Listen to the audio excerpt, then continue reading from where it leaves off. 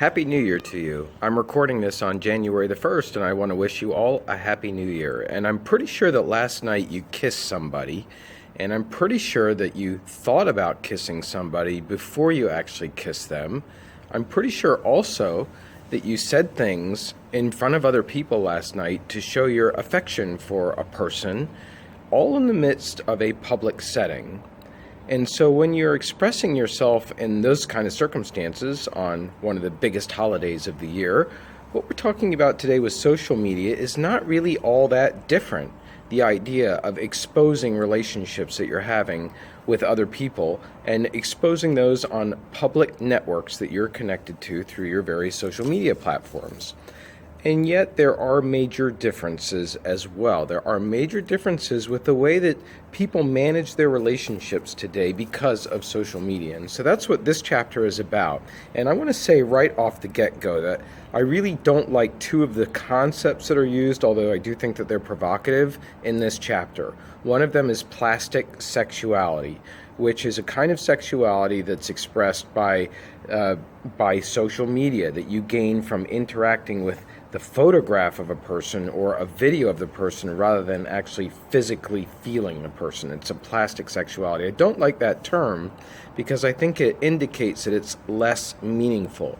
It's just not the case. There are meaningful relationships online today, as meaningful as in-person relationships, in my opinion. The second term that I don't care for is elective intimacy.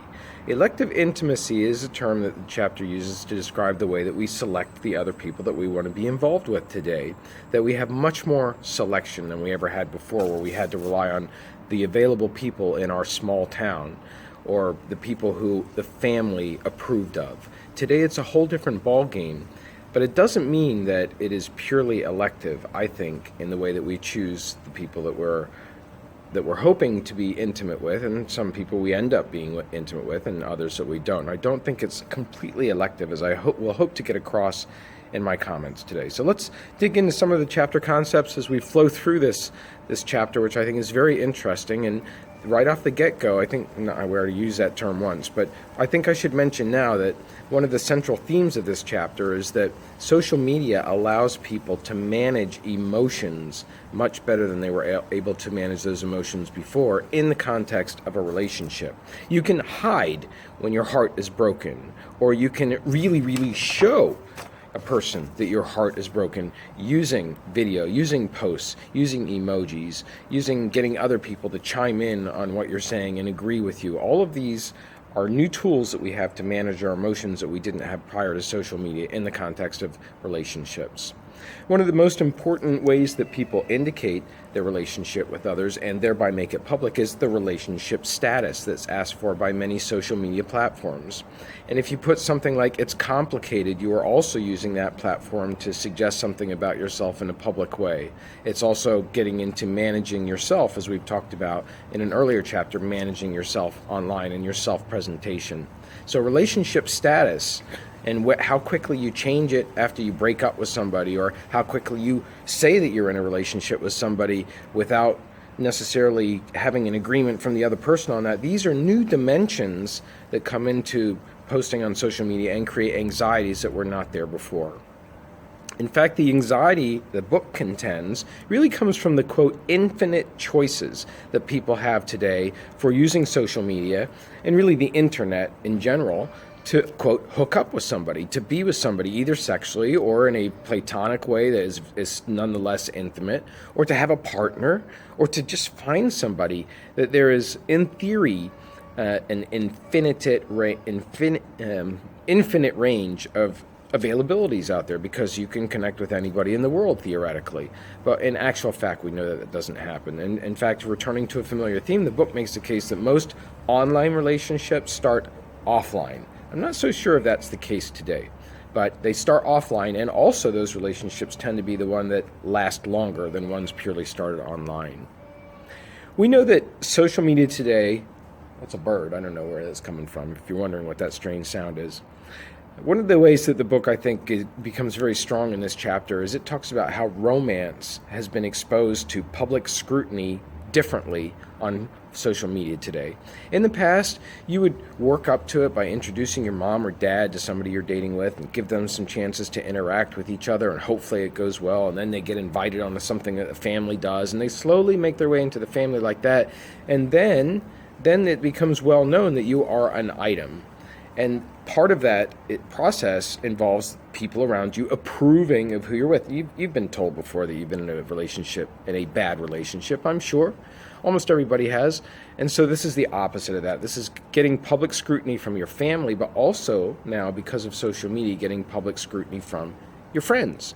When you post that you've gone through a breakup, or you hint at it, as many people do on social media, to see how their friends will react, your friends are having much more micro scrutiny of what's happening to you through your words, your photos. They can go back to your photos. They can do lots of things to really examine that relationship and put it under scrutiny that these things were not in place before social media. In fact, the whole dimension of what your relationship is with another person and how sexuality plays into that is very, very fluid, in part because of social media, because you can today, as you all know, look for somebody very specifically on various dating sites. You want them to be a certain skin color, you can go for that. You want them to be a certain religion, you can go for that. You want them to have certain sexual preferences, you can get as specific as you want, depending on whether you want to pay for sites or go trolling, etc. All of that is building into a different way of having a relationship with another person than we had in the past. That you can really select a micro way of behaving out of a whole range of possibilities that you and another person agree to, because it's been so specified on the social media site that you connected on to begin with. And flirting, just in general, is also something that is very prevalent and very different. When do you respond to an ex who sends you, who posts something on your wall versus sends you an instant message versus sends you a text, which is really intimate and informal? When do you respond to that? And how do you negotiate that with the person that you're now in the relationship with? The book makes clear in several cases that young people don't think there is a set of commonly accepted conventions of how you break up with somebody and what you post about them online afterwards, and whether you stay in contact with them, and whether you're in contact with their friends, and what you change as far as your status goes, and whether you take photos down. There's so many things that go on in relationships today because of social media. Social media, though, at the same time, can provide an outlet for the inhibited. People who are very self-conscious about how they look or how they act or how they speak or how they sound. There's a lot of things that people have hang-ups over, if I can use that word. They're very nervous about presenting themselves. There are parts of themselves that do not give them confidence, and they can control that more on social media. You can control. You're only seeing the top half of me right now. This shirt could have just been put on just for this presentation. It's very simple, and it's an example of a way of controlling so much of what you do on social media, with the filters that you use and the different takes that you take before you go with the final photograph, and the staging of the photograph, and everything else that you do is part of this idea today that social media are providing a better outlet for the inhibited, because they can hide those parts that make them nervous about themselves. We also know that Facebook, to go back to an earlier theme, and other social media platforms, Twitter, etc., can provide the teen in particular with a kind of privacy from their parents, and particularly from the person that they're getting involved with being judged by their parents. They can obtain that a little bit easier on social media because of the ways that they can, set their privacy settings and keep that kind of thing hidden.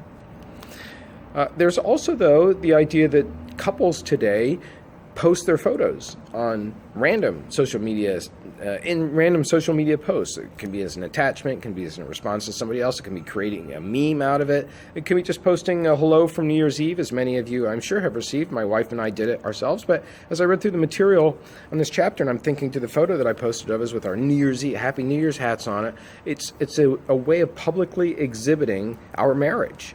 And it's a way of demonstrating that these public networks that we are all part of now, by posting our photos and our videos, which can be replicated and shared so easily, we're constantly making public what was previously private intimacies with the people that we're with. Some of the downsides that are kind of scary about social media and intimacy and relationships is stalking and jealousy, and its relation to bullying as well. Stalking is following somebody's every move without them really knowing it. It's like you're peering into the darkness while they're asleep and you're watching them. And that's what you're kind of doing on social media when you continue to visit your ex's profile and look at their photos and who they're with and how are they aging and what kinds of things are they doing in general now. If there's more than just a passing interest as a preoccupation, it's getting into the area of stalking and jealousy and how that plays out. And then also adding to that are the decisions that couples have to negotiate, like, do you share passwords with somebody that you're in a relationship with? Are you that far along, or does that remain private? And if one wants to have shared passwords and the other doesn't, then what? Then is that an obstacle that you can get over in your relationship, or is that something that's going to continually nag at both of you? One of the good things, I think, to return to that idea about social media and dating and relationships and sexuality is social media have replaced the bar in a lot of ways. The bar was the place where you went to, few people get a few drinks in them, they loosen up, they become more comfortable with themselves in a world where they generally feel uncomfortable, and you lose your inhibitions physically, and you have more of a chance of having physical contact with somebody. Bars were used for that. Not necessarily healthy, right, with all the drinking that has gone on and it's sort of the false setting of the cruising but presenting yourself as being somebody interested in a stable relationship, but just cruising until the next night, that kind of thing, that has been taken out of the picture by a lot of social media websites. And some are religious based and some are based on business travelers, and it is catering to that audience that doesn't want to meet people in a bar to have a potential serious intimate relationship with. And following along this line, there's arranged marriages. They were always arranged marriages, but today it's so easy. I mean, my neighbor has an arranged marriage with a Filipino female who he met online and arranged for her to come over. She lives with him, and it's very, very common to see that all across the world today, actually, is arranged marriages, and particularly for people who are widowed by others, or for people who are very big business travelers. They don't have much time in one city. They're always going around. Those people, arranged marriages is very, very common for them. Now, there's a term that this chapter uses which is a little bit confusing, and even to me, and it's called embodied intimacy. And I think what it's trying to get at, the book with embodied intimacy, is the idea that the body becomes so much more highlighted on social media because of that visual component to it. And the photographs today are high definition, and the videos really show how a person moves and what surroundings they are in. As you're watching on the video right now, that the body becomes much more present because of social media, and because of that, there's an embodied intimacy that people feel in watching others' visual posts on their social media platforms. They feel that there's like a sense of their body that you get from that, even if it's only virtual. You can play with that concept on your own. It's something that still is fuzzy to me. One of the things that the book mentions, I think a little bit tongue-in-cheek, is it cites some research that says that females have more out-of-date photos on their profiles than men. Now, I don't know if that's true or not, but the idea in and of itself is interesting, right? Nobody wants to age past a certain point. You don't want to be getting old. You want to be looking youthful. That's a pressure that we feel in life, and it's amplified on social media. And we control that by how often we update our posts. If we've gained some weight, we want to leave the one from the past where we think we look better, as a for example. So that is very important too, is the embodied intimacy and how out of date your photo is going along with that. I think the book misses a big area that really needs to be mentioned, so I'm just going to say it flat out, and it's the area of pornography in intimacy. Pornography has opened up the ability of some people who are not capable of being in a relationship to have an outlet for those particular needs. But also, pornography is the most searched for pornography contains the most searched for terms on the internet. I've seen it time and time again. You can imagine what those words are. They are the most searched for words on the internet. And also, pornography drove the technology of streaming. It was the demand that was there for people who wanted to see videos of people that really drove much of the technology on the internet that makes the common person's video and corporate video and all other videos possible. Pornography actually drove that those technological advancements. In general, the book makes the contention, and again, this is an area I'm not sure that I agree with. You can think for yourself that a relationship is safer online but more riskier in person. when you date online. So you meet them online, and then that's safe. So that you keep that going for as long as you can. It's safe. You don't want to give that up, and then you finally try the in-person thing. They're not like they looked in the photo exactly. There's something else a little bit off factually. They fudged a number on how tall they were, and there are other things that don't, now you start to feel more vulnerable. Now you start to feel more risky. That's something for you to decide. I see a lot of online environments with people who are in relationships where the mental anguish that they go through because of the complex dimensions that they have with this other person and what's expected of each other when they communicate online. I see people go through a lot of suffering and a lot of devastation on that side of the equation as well. The final comment that I want to make is that online relationships are really moving people from the private to the public in demonstrating those relationships. The private is you and that person. You keep it to yourselves. Maybe your family knows later, a few close friends, etc. Today, it is spilling over into our public networks. Who you are in a relationship with is instantly known and possibly shared with everybody who's part of your vast network. And that's something I think to be reckoned with. I hope you have a great day and Happy New Year.